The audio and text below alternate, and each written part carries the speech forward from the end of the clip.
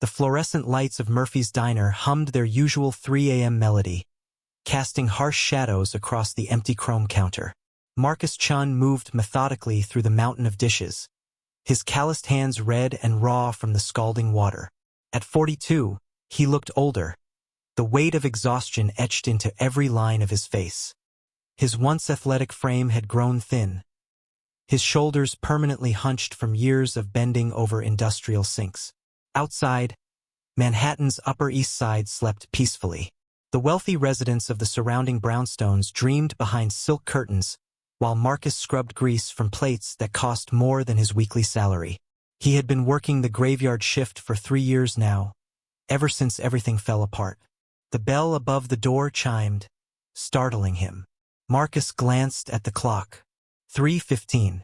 The diner was technically closed, but Old Man Murphy never locked the door. Said it was bad karma to turn away someone who needed coffee in the middle of the night. A man in an expensive charcoal suit walked in. His tie loosened, exhaustion evident despite the tailored perfection of his appearance. Marcus recognized the look. Another Wall Street executive burning the midnight oil. The man's shoes alone probably cost more than Marcus's rent. James Wellington hadn't meant to stop. He had been walking for hours, trying to clear his head after another brutal board meeting.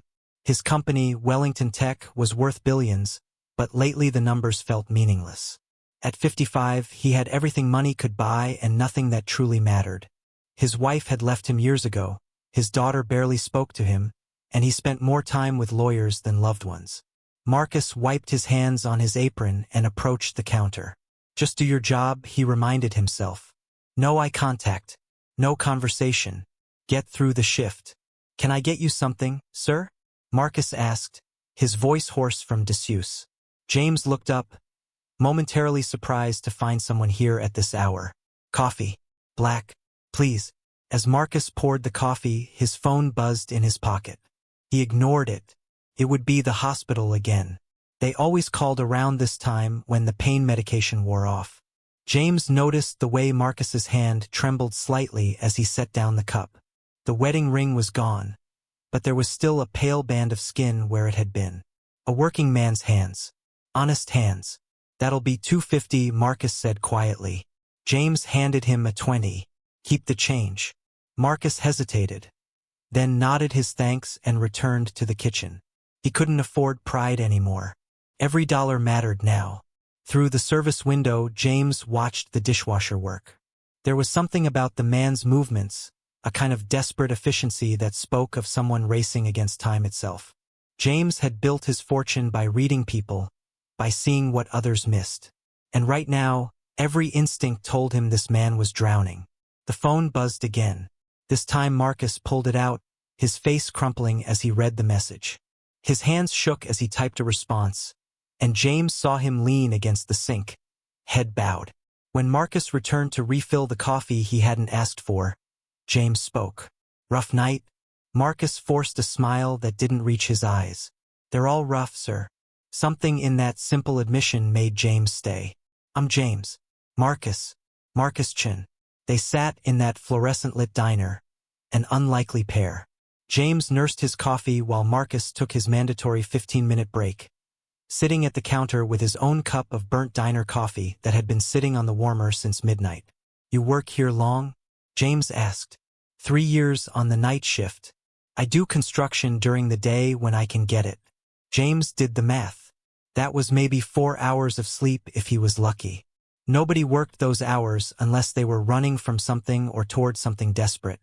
Marcus's phone buzzed again. He closed his eyes and James saw it then. The fear. The exhaustion that went beyond physical tiredness. This was the fatigue of a man who had been fighting an unwinnable battle for too long.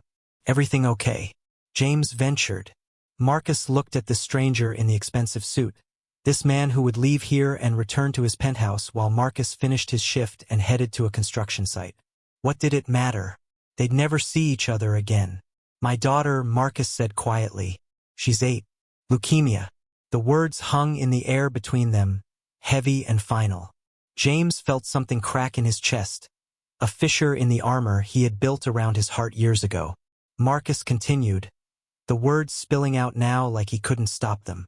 The treatments, insurance doesn't cover everything. I work 3 jobs, but it's never enough. Every time I think we're getting ahead, there's another bill, another procedure. Tonight they called saying if I can't make a payment by Friday, they'll have to postpone her next round of chemotherapy. How much? James heard himself ask. Marcus laughed, but there was no humor in it. $23,000. Might as well be 23 million. James sat perfectly still, his coffee growing cold between his hands. $23,000.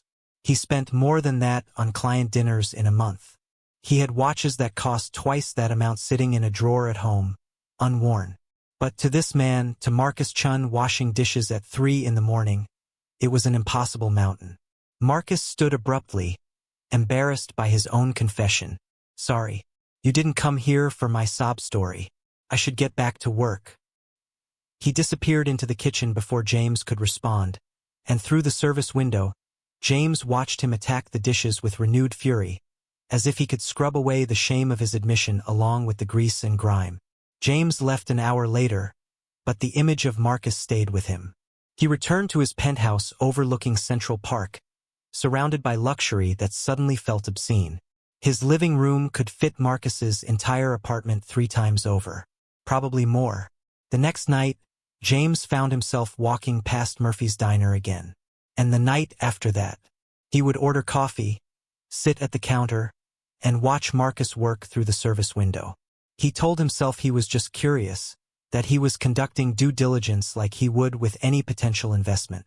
But the truth was simpler and more complicated. James Wellington, who had built an empire on cold calculation and ruthless business decisions, didn't know what to do with the feeling that had taken root in his chest. It felt dangerously close to caring. On the 4th night, Marcus finally acknowledged the pattern. You know there are better coffee shops in this neighborhood, right? Places where the coffee doesn't taste like burnt rubber. James smiled. Maybe I like burnt rubber. Marcus almost laughed. Almost. But then his phone rang, and James watched all the light drain from his face. He answered, stepping away from the counter, but James could still hear fragments. Please, just 1 more week. I'm trying.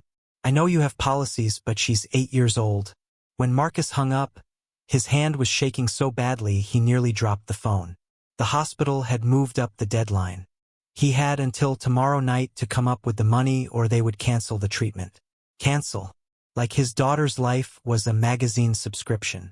Marcus returned to the sink, but his movements had lost their efficiency. His hands slipped.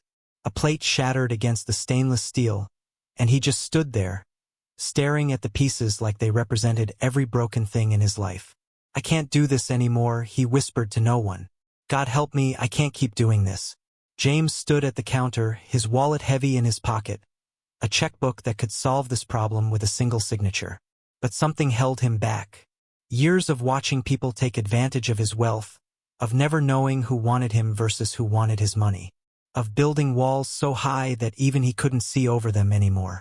He left without saying goodbye, walking into the cold November night, Marcus's broken whisper echoing in his ears. James didn't sleep that night. He sat in his study, surrounded by the trappings of success that suddenly felt meaningless. Awards lined the walls. His name was on buildings across 3 continents. Forbes had called him one of the most influential tech moguls of the decade. But he couldn't save one little girl. No, that wasn't true. He could save her. He was choosing not to. At 6 in the morning, James made a decision. He called his attorney, then his private investigator. Within 2 hours, he had Marcus Chen's entire life spread across his desk. The picture that emerged broke something inside him that he thought had calcified years ago. Marcus had been a civil engineer once, promising career, beautiful wife named Sarah, and a daughter named Lily who was the center of their world. Then came the diagnosis 3 years ago, stage 3 leukemia. Sarah couldn't handle it. She left 6 months into treatment, signed away her parental rights, and disappeared to California with a new boyfriend. Marcus sold everything. The house in Queens, the car, his wife's jewelry, his own wedding ring. He cashed out his retirement, maxed out every credit card, borrowed from friends until there were no friends left to borrow from. He gave up his career because Lily needed him at appointments, at treatments, holding her hand through the pain. The construction jobs paid cash under the table. The dishwashing gig offered health insurance, though it barely covered a fraction of the experimental treatments Lily needed. Marcus Chun had systematically destroyed his own life, piece by piece, to buy his daughter more time. James looked at the photo his investigator had included. Lily Chun, 8 years old, bald from chemotherapy but smiling at the camera with gap-toothed joy. She was wearing a homemade superhero cape, probably something Marcus had stitched together from old bedsheets. He picked up his phone. That evening, James walked into Murphy's diner at exactly 3 a.m. Marcus looked up from the dishes, surprise flickering across his exhausted face. "You're becoming a regular," Marcus said, "starting to worry about your sleep schedule." James sat at the counter. "I did something today. I need you to hear me out before you react." Marcus's smile faded. "What are you talking about?" "I made some calls. The hospital bill, the $23,000, it's been paid." The dish towel slipped from Marcus's hands. "What?" James continued quickly. "I know how this looks. I know you have pride. But I also know that pride doesn't matter when your daughter's life is on the line." Marcus's face went through a series of emotions. Shock, confusion, anger, and then something that looked like pain. "You had no right. You don't even know us. Why would you?" His voice cracked. "Why? Because someone should have done it for me," James said quietly. "Years ago, when I still had a daughter who wanted to know me." The silence stretched between them, heavy with things unsaid. If you're moved by this moment and want to see where this story goes, take a second to subscribe to the channel. Because what happens next will change both their lives forever. Marcus stood frozen, his world tilting on its axis. $23,000. Gone. Just like that. This stranger, this billionaire who drank burnt coffee at 3 in the morning, had just given his daughter a chance to live. "I can't accept this," Marcus said, but his voice lacked conviction. They both knew he had no choice. "It's already done," James said. "The hospital confirmed it an hour ago. Lily's treatment is scheduled for Friday morning." Marcus's legs gave out. He sat heavily on a stool, his head in his hands. Years of holding everything together, of being strong, of never breaking, and now this kindness from a stranger shattered him completely. He wept, shoulders shaking with sobs he had been holding back for 3 years. James sat quietly, giving him space. He understood. Sometimes mercy hurt worse than cruelty. When Marcus finally looked up, his eyes were red but clear. "Why? Why would you do this for us?" James was quiet for a long moment. 20 years ago, my daughter Emma got sick. Not cancer, but serious. I was building the company, working 100-hour weeks. I told myself I was doing it for her, for our future. But I wasn't there. Not really. My wife begged me to slow down, to be present. I didn't listen. By the time I realized what I'd lost, Emma was grown and wanted nothing to do with me. My wife left. I had everything except what mattered. He looked at Marcus. "You're doing what I should have done. You're choosing your daughter over everything else. That's not weakness. That's the strongest thing a man can do." Marcus wiped his eyes. "I don't know how to thank you." "Don't thank me yet." James pulled out a business card. "This is my personal number. I want you to call me tomorrow."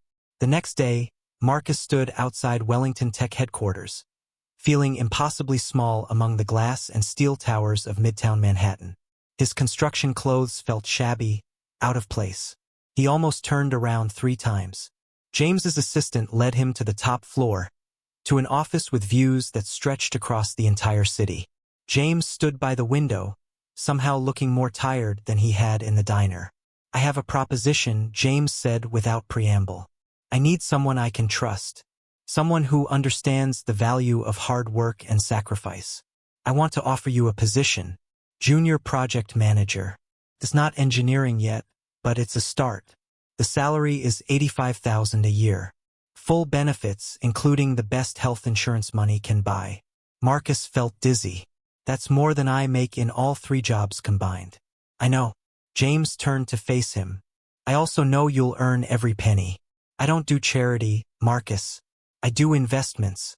And I'm investing in you. I dropped out of engineering, Marcus said. I don't have my license anymore. I'm nobody. You're a father who would burn down his entire life to save his child.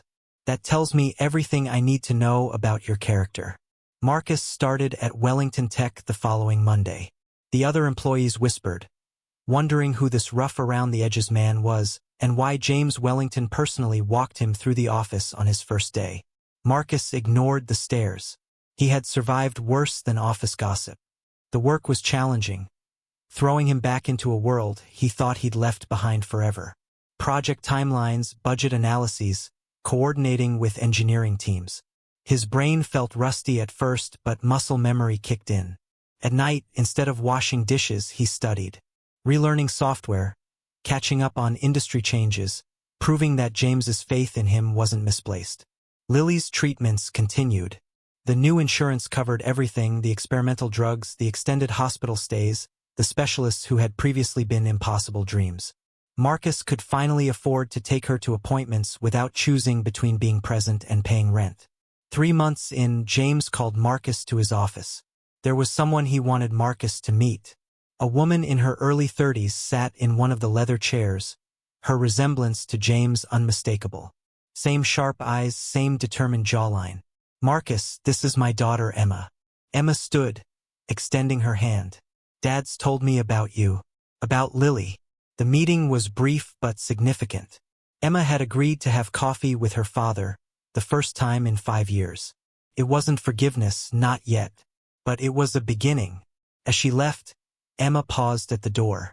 What you're doing for your daughter, she said to Marcus. Don't ever stop. Even when she's grown and thinks she doesn't need you anymore. She does. After she left, James sat heavily in his chair. Thank you. For what? Marcus asked. For reminding me what matters. I spent the last month reaching out to Emma. Really reaching out. Not sending money or gifts, just showing up. Being present. It's terrifying and awkward and the best thing I've done in years. 6 months after that first night in the diner, Lily's doctors delivered news that made Marcus fall to his knees in the hospital corridor. Full remission. The cancer was gone. Marcus called James immediately, his voice breaking with joy. She's clear. Lily's clear. That night they met at Murphy's Diner. Not at 3 a.m. this time, but at 7, during the dinner rush. Marcus brought Lily, who wore a bright pink beanie over her slowly growing hair. She was small and pale, but her eyes sparkled with life. Mr. Wellington. She jumped from her seat, hugging James like he was family. James, caught off guard, froze for just a moment before his arms came around her small frame. When he looked up, there were tears in his eyes. Thank you for saving my dad, Lily whispered. He was so tired. Now he smiles again. Over her head, Marcus and James exchanged a look. 2 broken men who had found redemption in the fluorescent lights of an all-night diner. One had saved a life. The other had saved a soul. Sometimes that's the same thing. 2 years later, Marcus stood in front of the floor-to-ceiling windows of his new office at Wellington Tech. Not the top floor that still belonged to James, but high enough. The title on his door read Senior Engineering Manager. He had earned it through late nights, weekend projects, and a determination that surprised even himself. His phone buzzed with a text from Lily. She was 10 now, her hair long again, tied back in the ponytail she refused to cut. The message was a photo of her soccer team, grass-stained jerseys and wide smiles. She had scored 2 goals that afternoon. Marcus smiled, something that came easily now. He replied with a string of celebration emojis that made him feel old and dad-like, exactly as it should be. A knock on his door pulled his attention. James entered, looking lighter than Marcus had ever seen him. At 57, he had finally learned to delegate, to leave the office before midnight, to prioritize life over ledgers. Ready for tonight? James asked. Marcus nodded. The annual Wellington Tech Charity Gala. This year's beneficiary was the Pediatric Oncology Wing at Mount Sinai Hospital, the same place where Lily had fought her battle. Marcus had helped organize the entire event. That evening, the ballroom glittered with Manhattan's elite. But the guest of honor wasn't a celebrity or politician. It was Dr. Sarah Chun, Lily's oncologist, accepting a check for $2 million to fund research and treatment for families who couldn't afford care. Marcus watched from the side as James gave the speech, talking about second chances and the night he walked into a diner and found his purpose again. He mentioned Marcus by name, called him a friend, called him the man who taught a billionaire what wealth really meant. Emma Wellington stood beside her father on stage, his chief operations officer now, rebuilding their relationship one day at a time. She had met Lily several times, had become something like an aunt to the little girl who collected superhero capes and beat cancer. After the speeches, after the applause died down, Marcus found James on the balcony overlooking the city. "Never thought I'd be here," Marcus said. "2 years ago I was washing dishes at 3 a.m., convinced I was drowning." "You were drowning," James said. "We both were. Just in different oceans." They stood in comfortable silence, two men who had saved each other in the fluorescent glow of a diner that still served burnt coffee and kept its doors unlocked for lost souls wandering the night. Inside, Lily danced with Emma, twirling in a dress that made her feel like a princess. Her cape, the original one Marcus had made from bedsheets, was framed in Marcus's office, a reminder of the darkest time and the unexpected light that found them. Because sometimes salvation comes at 3 in the morning, wearing an expensive suit and ordering coffee in an empty diner. And sometimes it comes wearing an apron, with raw hands and a heart that refused to give up. Sometimes it comes exactly when you need it most.